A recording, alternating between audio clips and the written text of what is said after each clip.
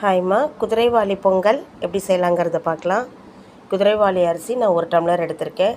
அதில் 3ல் 1 பாகம் பச்சை பருப்பு எடுத்திருக்கேன் நான். இது ரெண்டையும் ஒரு 3 அல்லது 4 மணி நேரத்துக்கு முன்னாடி நம்ம ஊற வச்சிடணும். நான் ரெண்டையும் தனித்தனியாக அலசிட்டு குதிரைவாலியை நல்லா அரிச்சிட்டு மறுபடியும் நல்லா கழுவி அலசி ஊற வச்சுருக்கேங்க. நான் காலையில் 4 மணிக்கு இதை ஊற வச்சேன். ஒரு 8:30 போல் நான் செய்ய ஆரம்பித்தேன். ஏன்னா அப்போ தான் நல்லா ஊறி இருக்கும். இது பொங்கலை நம்ம காலையில் பிரேக்ஃபாஸ்ட்டாக எடுத்துக்கலாம். ஈவினிங் டைமில் எடுத்துக்கக்கூடாதுன்னு சொல்லுவாங்க சிறுதானியத்தில். இப்போ பாருங்கள், நம்ம ரெண்டையும் ஒன்றா கலந்துட்டோம். இப்போ 1.25 டம்ளருக்கு மேலே வருதுங்க. நமக்கு 1.25 டம்ளர் வருது. அரிசி, குதிரைவாலி அரிசி 1 டம்ளர், பச்சைப்பருப்பு 1/4 டம்ளர். இப்போ இதுக்கு தண்ணி நான் 3 டம்ளர் தண்ணி சேர்த்துருக்கேன்.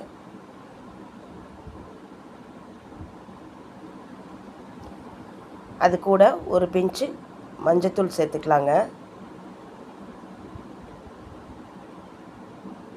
இது கூடவே உப்பும் சேர்த்து நம்ம வேக வச்சிடலாம்.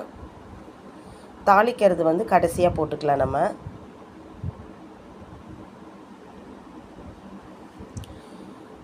உப்பு இப்போ எப்படி சேர்த்தாலும் பரவாயில்ல. நீங்கள் தாளிக்கும் பொழுது நம்ம டேஸ்ட் பண்ணி பார்த்துட்டு பத்தலைன்னா தூள் உப்பு போட்டு நல்லா கலந்து விட்டுக்கலாம். ஆனால் கூடுமான வரை இப்போ நல்லா உங்களுக்கு எவ்வளோ வேணுமோ அதுக்கு தகுந்த மாதிரி போட்டுக்கோங்க. இப்போ நம்ம நல்லா மூடி போட்டு ஒரு 3லேருந்து 4 விசில் விட்டுறலாங்க. நல்லா வெந்துடும். ஆனால் நிச்சயமாக ஒரு 3 மணி அல்லது 4 மணி நேரம் கட்டாயமாக ஊறணுங்க. அது இல்லாட்டி கொஞ்சம் வேகிறது கஷ்டம். ஆனால் சைஸ் பார்த்திங்கன்னா பொடிசாக தான் இருக்கும். நீங்கள் ஏற்கனவே செஞ்சு அனுபவப்பட்டிருந்தீங்கன்னா பரவாயில்ல, புதுசாக செஞ்சுருந்தீங்கன்னா நல்லா ஊற வச்சுக்கோங்க.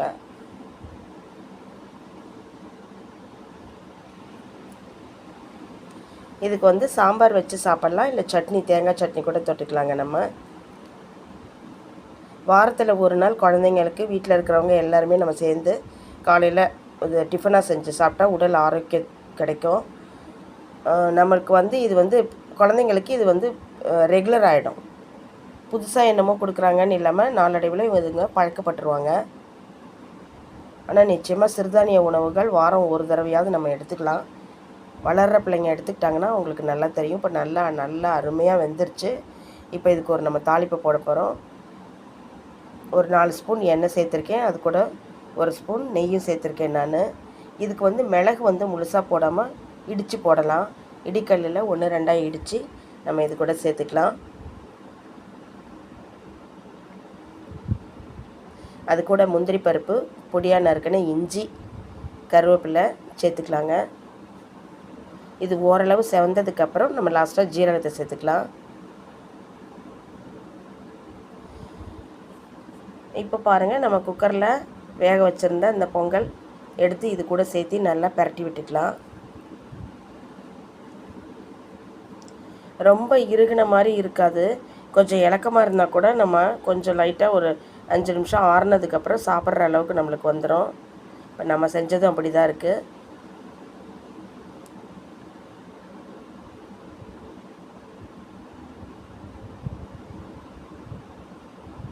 இதுக்கு சாம்பார் இருந்தாலும் சூப்பராக இருக்கும், தேங்காய் சட்னி இருந்தாலும் நல்லா இருக்குங்க. ஒன்றும் இல்லை, ரொம்ப நேரம்லாம் வேண்டாங்க. அந்த எண்ணெய் நெய்யோட இது நல்லா கலந்து விட்டுட்டோம்னா போதும். நம்ம ஸ்டவ் ஆஃப் பண்ணி வச்சிடலாங்க. கொஞ்சம் சூடு ஆறுனதுக்கப்புறம் பரிமாறிக்கலாம். நம்ம இது மாதிரி வீக்கெண்டில் நிச்சயமாக நீங்கள் செஞ்சு பார்ப்பீங்கன்னு நான் நம்புகிறேன். இந்த வீடியோ பிடிச்சிருந்ததுன்னா லைக் பண்ணுங்கள், ஷேர் பண்ணுங்கள், மறக்காமல் நம்ம சேனலை சப்ஸ்கிரைப் பண்ணுங்கள். தொடர்ந்து நீங்கள் எங்களுக்கு சப்போர்ட் கொடுங்க. இன்னும் நிறைய ரெசிபிஸ் நம்ம சேனலில் இருக்குது. தொடர்ந்து நான் உங்களுக்கு சிறுதானிய உணவுகள் நிறைய நான் உங்களுக்கு தரேன்.